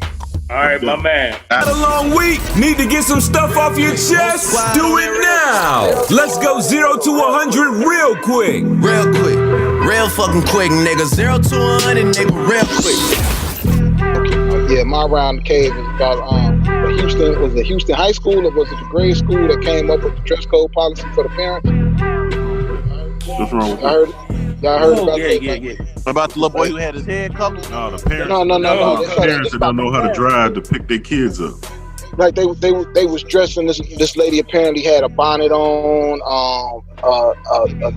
maybe a slip or something, some leggings, and they came the next day that she was dropping one of her sons off, and she was in a hurry, so that's how she was dressed. The next day they came out with a statement and a dress code for adults, like no Daisy Dukes, no legging pants, no silk bonnets, like being really specific, but it almost sounded like it was like cultural specific, like it was geared toward the blacks. When nothing, it's like it was like I'm not a black woman. So I don't know. I'm not a parent, so I don't know how to answer that. Like, should the parents have a dress code? Should the school have a dress code for the parents? Hell yeah. You know what I'm saying? So it was a black woman that implemented it though. She was the principal. Yeah, but she got a board of directors. You know what I'm saying? Like the school has a school board. You know what I'm It's saying? like even the kids don't want their parents come to them. Bro, she didn't take that. She made that up. I seen the interview. Unless you saying she lying, she said she made that policy up. She didn't take that to no school board. Yeah, but things got to get approved, bro. Like I know how it If went. she the principal, it don't have to get approved. You don't have to go to no school board to get approved. That's her school. 4 years PTA. Principals do what they want. That's her school. That's her school. I know you ain't talking about nobody dropping no kids off at school when the dude at the door was about to whoop your ass. Yeah, he's about to whoop your ass, boy. Well, that's because I parked wrong. That had nothing to do with the way I was dressed. So it's the. I can imagine how you was dressed. So it's the policy for that. You broke that shit. Okay, then. So what you trying? What you saying, man? My point. Why she be getting punked got to do with wearing a bonnet though? I don't get that. So all of y'all parents, because all of y'all are parents, do all of y'all agree with the policy? Like, or should it be broader to cover everything? Or more things. I don't want to say everything, but more. Well, they did cover it. They said no Daisy Dukes and no tank tops with your titties hanging out. They covered a whole lot of other stuff. And that's white and black. Yeah, they covered a whole bunch of stuff, fam. Listen, this is another case, right, of social media spinning a story and making it racial. Now you can make it race all you want. This was a black woman tired of tacky black women coming looking like they just rolled out of bed. And they saying, you setting a bad example for the kids and stop coming to the school looking like you disrespecting this school. Okay, Ro. So all of you gentlemen are in agreement with the policy. Yes, that's not a yes? necessarily, but I mean, sometimes things got to be done that are uncomfortable. Listen, if women got shower caps on outside anyway. We ain't talking about a fly headscarf, bro. We ain't talking about a woman having her head wrapped up. We talking about shower caps, pajama bottoms, and Daisy Dukes, man. Real talk. Let's really talk about this. He just asked you okay with the policy. He just asked you, are you okay with it? I'm not really okay with the policy, but there shouldn't need to be a policy if people would come to school the right way. Respectful. I don't need to see what you wore last night to sleep. Daisy Dukes ain't disrespectful. Okay. Listen, on some women, if she 245. I heard of with a muffin top. It was a policy before. I don't know what school this was that they couldn't. Children's parents was dropping them off, but they reeked of marijuana. I mean, you can't police people's homes, man. We ain't talking about that. We talking about this. We talking about bonnets, shower caps, and pajama bottoms and Daisy Dukes, bro. They shouldn't be smelling like that. They shouldn't be smelling like weed either, though, bro. She was a black woman, and she had enough. But if weed is legal, huh? At least had the decency to do it somewhere else and not come smelling like it, even if it is legal. I don't need to be coming to work, even coming to drop my kids off or picking them up. Even if I even had a half a beer and I'm technically not drunk, you don't want to show up to the fucking school smelling like that. Exactly. Man. Okay. So another thing. Thanks for answering that, guys. All right. Another thing is that Ro, you and Dawg might not know about it, but it was something up here with the Homewood Flossmoor High School where 3 or 4 white sophomores made a video in blackface, and it was not on school ground. They went through a Burger King drive-through, a restaurant drive-through, and they made a video, and they referenced black girls, black women in a negative way, and they all 3 of them had blackface on, right? Like goatees and some bullshit. Some of the white parents of the school they do not think that the boys should be disciplined at school because it didn't happen on school property, on school grounds, and it was over the weekend. What kind of school? This was a high school. This is high school. But was it a private school or a public school? No, this is private. Private. No, it's a public high school. It's a public high school. But no, they shouldn't. This video went viral though. This video went to friends. It went viral. So Yeah, I know. they had a walkout, and it was over 1,000 students that walked out. They can walk their butts wherever they want. That school can't get involved in that. It didn't have. If it was a private school that had some type of code of conduct, then you could. But a regular public school, they can't discipline you for stuff that didn't happen in the school day. That's ridiculous. It's absolutely ridiculous. So that's a law, a police issue. No, it ain't a nothing issue. They had blackface on. So what? They're raggedy. Yeah, that ain't punishable by law. Yeah, they're raggedy kids with raggedy. No. The video they made a video. Being racist and being stupid ain't against the law. It's not against the law to make a racist video, fam. See, this is what I'm talking about. This is why the black conscious community does not get taken serious on social media, man. We make fights out of nothing. So what? Racism exists. It's just like I snapped in the group. I'm like, dude, do you understand? Will y'all stop saying Trump's racist America? America's always been racist. It ain't just start because Trump was the president. What is wrong with y'all? So what? The kids is racist. You think they wasn't racist before they made the video? So they made the video. We got to react to it. Stop having white friends. Stop dating white women. That's the point we've been trying to make. They're all racist in one way or another. What is wrong with y'all? You can't police that. You can't lock people up. Just like I told people, keep talking about getting these white people fired. Because what's going to happen is they going to start firing your black ass for saying black love and for saying black power and saying black girl magic. Now y'all mad. But y'all got that woman fired off of her job because she was a racist.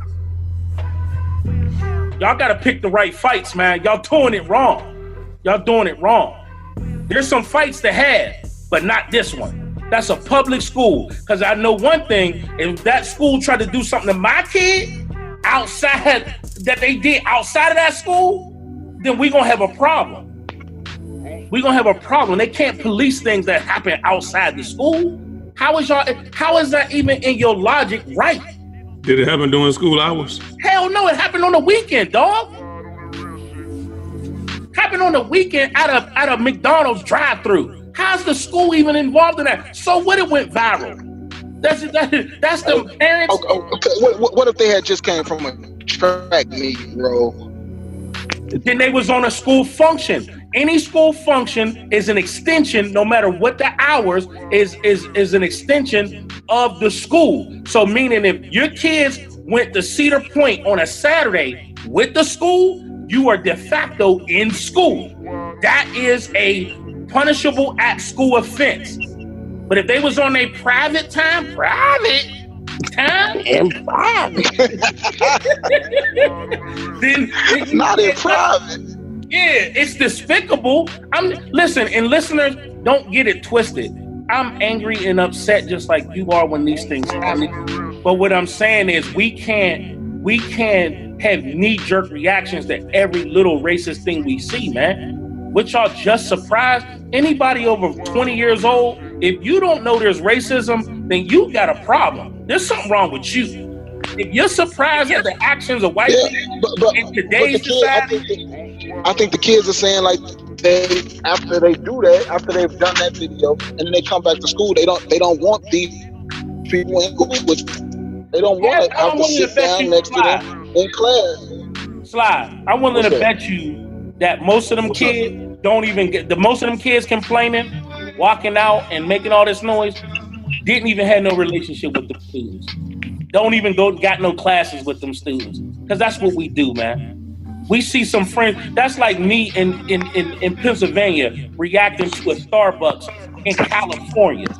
You think I'm boycotting Starbucks because some two Negroes was in there and got kicked out? I don't know everything that happened with that. All I see is the news report. All I see is the viral video. So I'm supposed to not buy my coffee on this side of the country because of something that happened on that side of the country that I don't even know about. Hey, for my, I want to give a kill yourself and start over once again to the woke society. The new talking point that I heard from the woke society is Asians they don't vote, they don't participate in the electorate. So why should we, black people, we need to get better. We need to be just like the Asians. Okay, well, since the woke society has made that statement, tell me how many Asians are participating in the criminal justice system as well.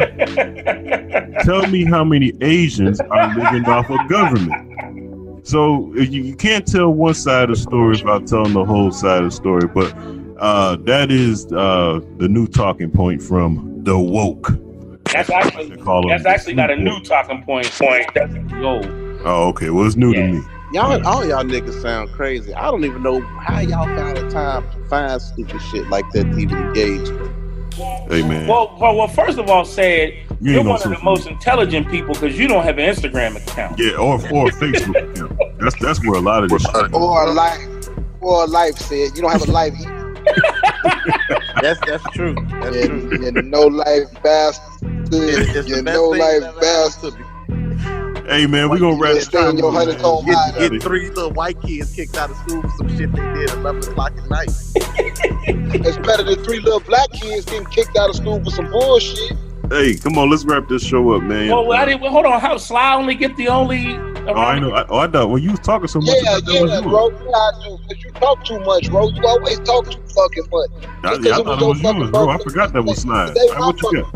Well, listen. Well, you got 8 minutes to talk over my stuff now. 8 minutes? No, that minutes don't take 8 minutes. No, I'm just saying we got 8 minutes left in the show. That's all I'm saying. Go ahead, bro. What you got? Minutes left in the show. Okay, so I don't know the guy's. I mean, I know the guy's name, but if I said the name, what the heck? Sly, you getting a DJ? Hey, I got company. We told you we going into this bar. Well, put on mute or something. Bye. Let me get my thing. So there's a guy on Instagram that y'all wouldn't probably know if I told you his name, but he's the guy that got dreads and he got damn, she's towed up. Oh.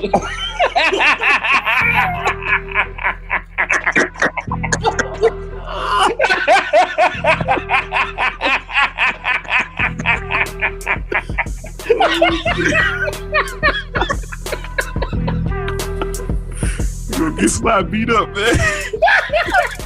And she the driver. I thought she was passed out, man. My bad.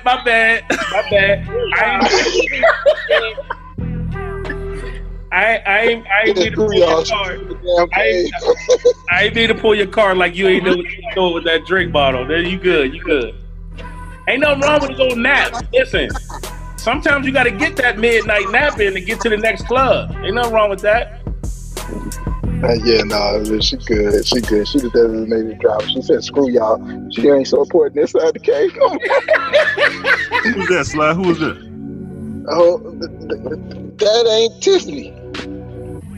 We about to go into Tiffany, but we parked outside of Tiffany bar. I said, who was that sitting next to you?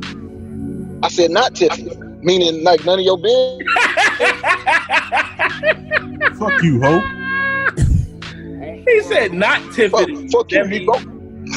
With your nephew. This is not Tiffany. Well, show it again. This is an inside the cave supporter and t-shirt orderer. Did she get the aware shirt?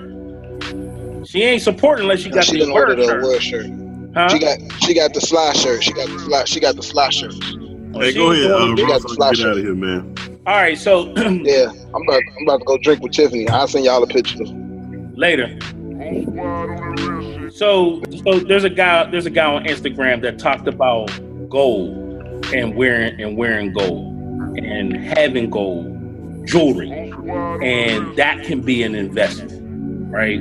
So the thing is that he actually is somewhat correct, is that you can purchase gold jewelry and it can be an investment. Where I struggle with this is it pushes a false narrative that makes young people think it's okay to buy jewelry and think that they can use that as an investment. Now, because you are in the, under $100,000 income bracket, you can't afford a personal jeweler. Okay. Normally, the jeweler you're going to is normally someone that when you say his last name, it sounds like you're spitting. So you don't know, you can't be, he's not a trustworthy enough jeweler that you know the gold purity that you are getting. So my around the cave is, young people, stop listening to people on Instagram making you think that you can look like a fool with gold chains on and it be considered an investment. If you want to invest in some stocks, some bonds, or if you're going to do gold, do 99% purity gold bullion. Do not buy no damn gold chain that's 10 karat, gold plated, and probably the weakest purity on the planet. You know what, Ro? You know what, Ro? They need to do. They need to make enough gold chains for everybody, so everybody can get one. It should not just be. Here you go. Everybody can get a gold chain. Damn fool. Negro, you crazy. You was just caping for that kid earlier about everybody should have a chance to get a pair of sneakers. So I figured it's not the same thing. What are you talking about? I'm talking about investment. What are you talking about? How's that got anything to do with? What that has anything to do with gold chains? I don't know. It sounds like Gym the same shoes are investments. Thank you all for listening this week Inside the Cave. Don't forget, shout out to Daqwaun Ralls. Check him out on his Instagram page. He said it earlier. I forgot what it was. But shout out to him for listening, supporting the show. CaveCrushShop.com. And if nobody got anything else, go ahead, Big Dog. Get us out of here. We'll catch y'all ass next week. Inside the Cave. You did say you wanted to be in, right? Get the latest Cave Crush and Inside the Cave gear at CaveCrushShop.com. Thought-provoking ignorance with special guests and Cave Crushers. And Cave Crushers. Inside the Cave. Inside the Cave. 3 Lee Films. You did say you wanted to be in, right?